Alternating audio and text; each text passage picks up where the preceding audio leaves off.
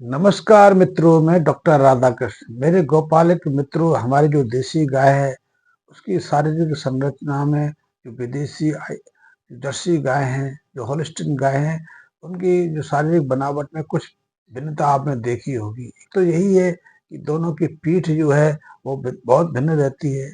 हमारी देसी गाय की कुछ और विशिष्टता है, जैसे कि हमारी देसी गाय की जो गला है, उसके नीचे गल कंबल जैसा मांस का एक मोटा जो लेयर है वो लटकी रहती है। ये बहुत महत्वपूर्ण है क्योंकि इसके अंदर तो शारीरिक तापमान को स्थिर रखने का जो मुख्य आधार रहता है, जो क्योंकि हमारी अधिकांश जो गायें हैं वो गर्म क्षेत्रों में रहती हैं, उष्ण क्षेत्रों में रहती हैं। उन्हें अधिक तापमान वाले जो वातावरण है, क्लाइमेट है, वहाँ जीवन यापन करना पड़ता है।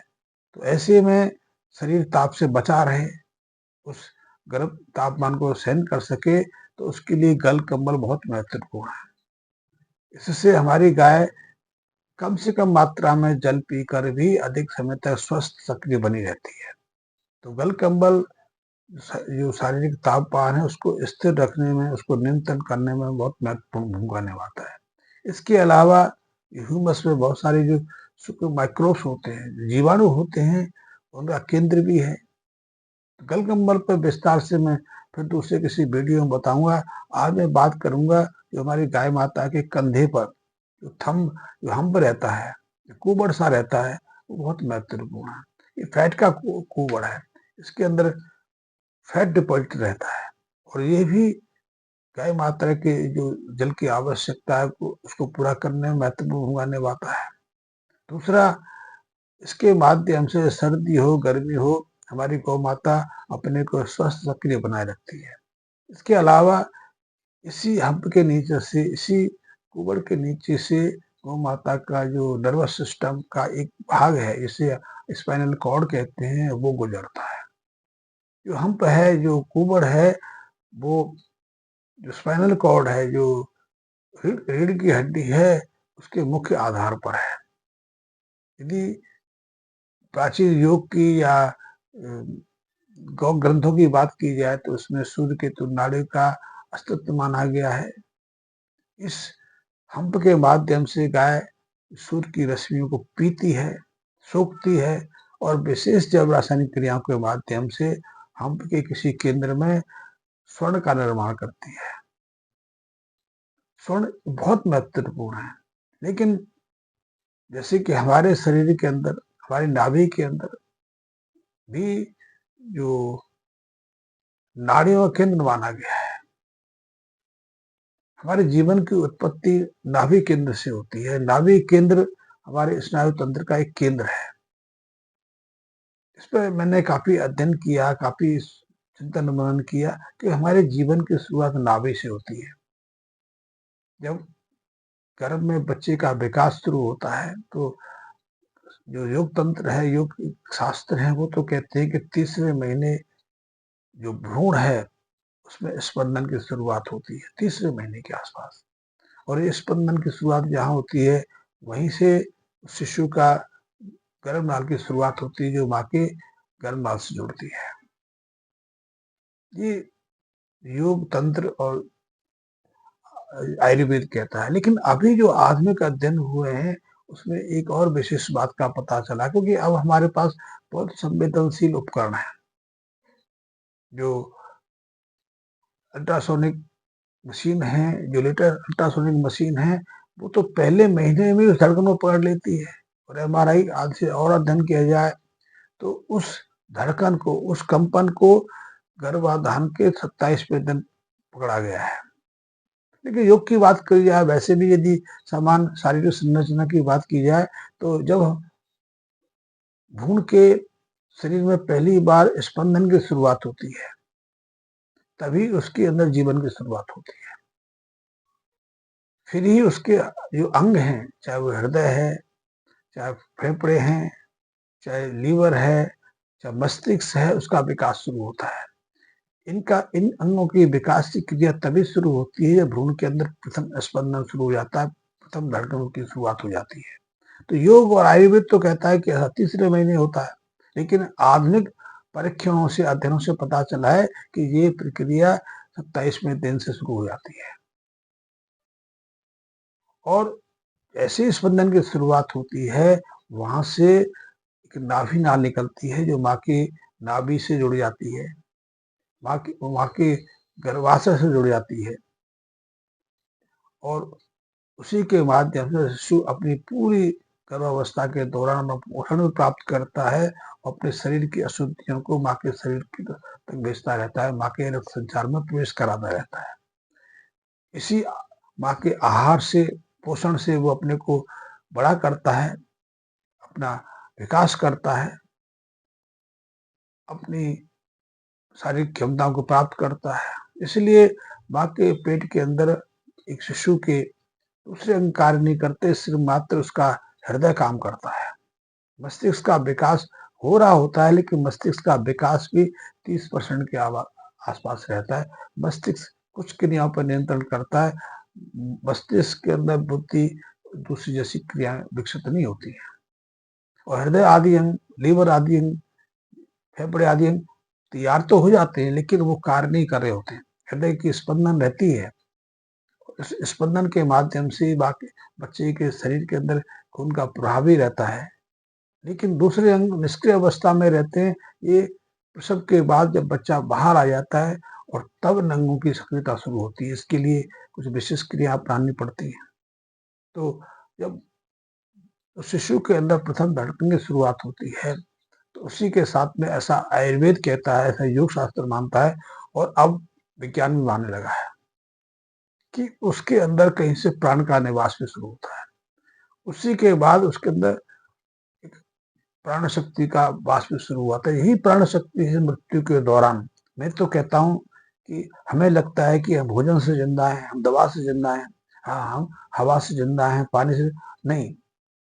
हम एक गंभीर बीमारी की स्थिति में रहते हैं, गंभीर रोग की उसमें स्टेज में रहते हैं, जैसे कि आजकल वेंटिलेटर पर लोग रहते हैं कि आईसीयू में रह रहे हैं। तो उस समय कई तरह के प्रयास होते हैं। एक व्यक्ति को सांस दी जाती है, जीवन रक्षक दवाएं भी दी जाती हैं, उसकी हर अंग पर ध्यान रखा जाता है। तो जब तक उसके अंदर प्राण का प्रवाह है, तभी तक दवाओं से कुछ चमत्कार होने की हम आशा रखते हैं। अन्यथा जिस क्षण उसका प्राण का प्रभाव रुक गया, फिर आप उसको कितनी भी ऑक्सीजन दो, कितना भी उसका डायलिसिस के द्वारा रक्त साफ करते रहें, कितना भी उसे जीवन रक्षक दवा देते रहें, उसके अंदर चेतना लौट कर नहीं आती। वो दोबारा से जीवित नहीं होता, स्वस्थ नहीं होता, उसकी मृत्यु हो जाती है। मृत्यु के बाद तो शरीर सड़ना शुरू हो जाता है, शरीर का नाश शुरू हो जाता है। ये हम सब जानते हैं। तो जिस प्राण की शुरुआत, इस प्राण के माध्यम से जीवन की गति बनी रहती है, उस प्राण का प्रभाव उस बच्चे के शरीर में उसी समय होता है जिस क्षण उसके अंदर स्पंदन की, उसकी नाभि पर प्रथम स्पंदन की धड़कन शुरू होती है। तो जीवन की शुरुआत नाभि से आती है। नाभि को शक्ति माँ के माँ के जो गर्भ नाल है उससे प्राप्त होती है, उससे पोषकता प्राप्त होती है, बच्चे का विकास होता है। और जिस क्षण बच्चे का प्रसव के माध्यम से शरीर बाहर आ जाता है और नाभि को उस गर्भ नाल को काट दिया जाता है, तो एक और परिवर्तन होता है, एक और बदलाव होता है। वो बदलाव ये होता है कि उसकी जो प्राण शक्ति का केंद्र है, नाभि से खिसक के नीचे मूलाधार पर चला जाता है। मूलाधार को मूल शक्ति का आधार माना गया है, वहीं से व्यक्ति के जीवन की शुरुआत होती है। अभी तक तो माँ के शरीर से जुड़ा था, तो माँ की चेतना, माँ की प्राण शक्ति उसका स्पंदन किए हुए थी, और उसकी प्राण शक्ति को शक्ति थी, जो ऊर्जा थी, माँ के माध्यम से प्राप्त होती थी। लेकिन जब माँ के शरीर से उसका संबंध विच्छेद हो गया, संबंध अस्तित्व में आ गया, तब उसकी चेतना को जो शक्ति है, ये ऊर्जा है, चाहे वो प्राण ऊर्जा के रूप में ऑक्सीजन हो या पोषक तत्वों के रूप में दूसरे जो ऊर्जा प्रदान करने वाले ईंधन हो, ग्लूकोज आदि हो, खून आदि हो, वो सब रूप से प्राप्त होती है। तब उसकी चेतना का केंद्र नाभि से खिसक के मूलाधार पर चला जाता है, और मूलाधार के माध्यम से वो जब तक जिंदा रहता है वो सक्रिय रहता है। ये योग का प्रसंग है, इसको आगे आगे नहीं बढ़ाऊंगा। लेकिन गाय के अंदर गाय के अंदर जो हम्प है ना, जो उसका कुबड़ है, कुबड़ भी उसकी प्राण शक्ति का एक केंद्र है। और इसीलिए जो सूर्य चंद्र नाड़ी का हमने कल्पना बनाई गई है, वो कल्पना है, वो हमने इमेजिनेशन व्यू पॉइंट बनाया हुआ है। यद्यपि ऐसे अस्तित्व को ढूंढना नहीं जा सकता, जैसे कि मानव शरीर के अंदर अभी तक नाभि चक्र को, उस मूल चक्र को खोजा नहीं गया है, लेकिन वहां ऊर्जा का कुछ सेंटर, कुछ कंसंट्रेशन फॉर्म देखा गया है।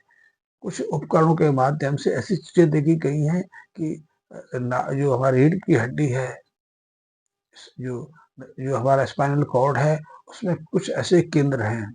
यहाँ ऊर्जा का कुछ ज्यादा अधिक संघन केंद्र रहता है, जिससे कि मूलाधार के आसपास, मूलाधार गोलाधार के ऊपर का हिस्सा कहा गया है, वहां जो ऊर्जा का विशेष केंद्र रहता है। उससे ऊपर नाभि के पीछे है।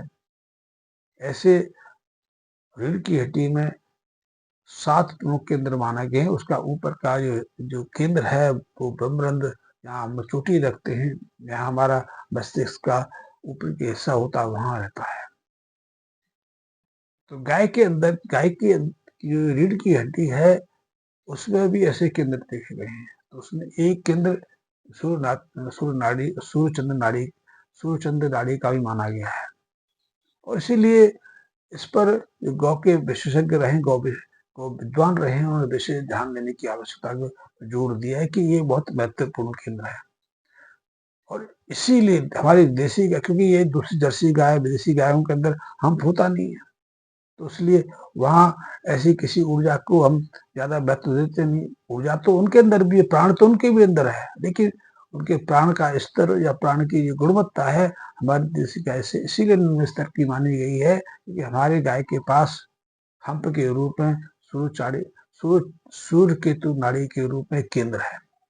और सूर्य केतु नाड़ी के माध्यम से गाय है, वो सूर्य की रश्मियों को, सूर्य के तापमान को, सूर्य के विशेष किरणों को पीती है। उसके माध्यम से स्वर्ण तो निर्मित होता ही है, लेकिन उसके शरीर में कुछ और जैव रसायनों का भी उत्पादन होता है। ये गाय के स्वास्थ्य के लिए, गाय की औरा के लिए, गाय के दूध के लिए विशेष महत्वपूर्ण है। कहते हैं जब गाय धूप में बैठकर धूप का सेवन करती है, धूप का पान करती है, तो उसके शरीर के अंदर कुछ ऐसे जैव रसायन भी निर्मित हो जाते हैं जिसमें स्वर्ण का अंश देखा गया है। तो वही स्वर्ण दूध में भी आते हैं, दूध के माध्यम से हमारे अंदर ही पहुंचता है। और स्वर्ण की उपयोगिता तो अब आधुनिक शरीर शास्त्र भी माने लगे हैं। स्वर्ण एक ऐसा ऐसा एलिमेंट देखा गया है मानव शरीर के अंदर। अभी तक इस पर ज्यादा ध्यान नहीं देते।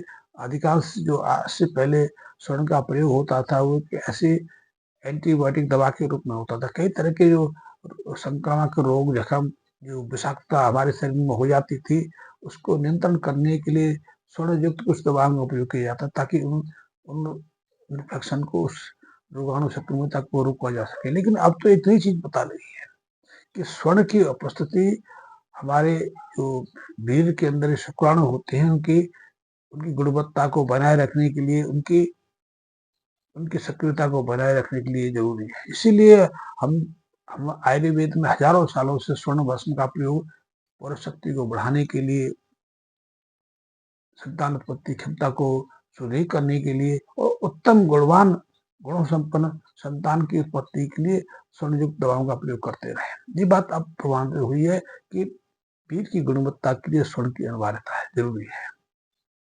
इसी तरह एक और पता चली बात कि स्वर्ण की उपस्थिति हमारी आंख के रेटिना में भी है। रेटिना के टिश्यूज हैं, उसमें भी स्वर्ण विद्यमान रहता है। और यही, जब तक ये स्वर्ण हमारी आंखों में अपनी सुरक्षता बनाए रखता है, तब तक हमें किसी नेत्र ज्योति की इतिहास की नेत्र ज्योति गंवाने की कोई संभावना। लेकिन जब हमारी नेत्र ज्योति घट जाती है या हम अंधे हो जाते हैं, हमारी दिखाई नहीं देता, हमारी आंखों की गुणवत्ता में गिरावट आती है, इसका अर्थ है कि अब हमारी आंखों की जो उत्तकी संरचना में, उसमें विद्यमान स्वर्ण की मात्रा में ह्रास हुआ है। तो ये बात, इसीलिए दूध का महत्व हमारे लिए बहुत महत्वपूर्ण है, खासकर देसी गाय की। तो यदि आपके पास देसी गाय, स्वस्थ गाय, वो धूप का सेवन भी करती है और अच्छा उत्तम से आहार का सेवन भी करती है, तो उसके दूध में स्वर्ण के रूप में विशेष जैव रसायन आ जाते हैं जो दूध की उपयोगिता को बढ़ाते हैं। और इसीलिए कहा गया है, इसीलिए प्रयोग होते थे, हजारों साल तक ऐसे प्रयोग होते रहे और आज से 100 साल पहले तक भी प्रयोग होते रहे। आपने महामना मदन मोहन मालवीय जी का नाम सुना होगा। कहते हैं कि उनके शरीर में जड़ता आ गई थी, दृढ़ता आ गई थी, कमजोरी आ गई थी, तो उनके शरीर को का क्रियाकल्प के माध्यम से दोबारा से स्वस्थ किया गया। तो उस क्रियाकल्प के लिए गाय के दूध का प्रयोग किया गया।